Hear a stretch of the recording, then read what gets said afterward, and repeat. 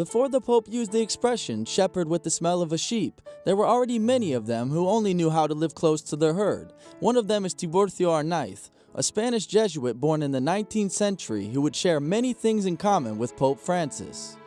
El Papa Francisco y el Padre Arnaiz hubieran entendido. Pope Francis and Father Arnaiz would have understood each other well, so much so that even if various Jesuits were working in large communities, Father Arnaiz was the one who dedicated himself to the most marginalized, poorest areas, to the farthest farms.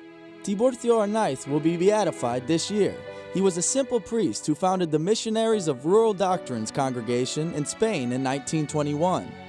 His wish was to bring God's presence to the most needy, to whom he also wanted to introduce culture.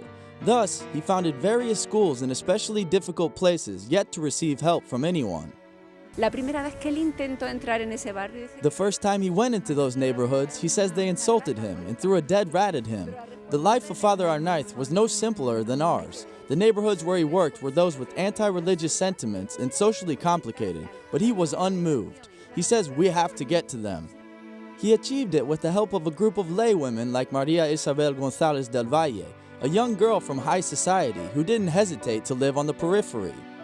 y el Padre Arnaiz decía, cuando Dios Father Arnaiz said, when God wants something, he sends the people and the means. And he sent an Asturian girl, Maria Isabel González del Valle.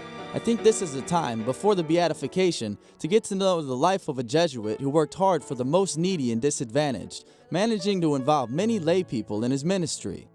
Today, these missionaries follow the example of their founder and provide religious and cultural formation. For example, they give conceptual classes for obtaining a driver's license and English or music classes.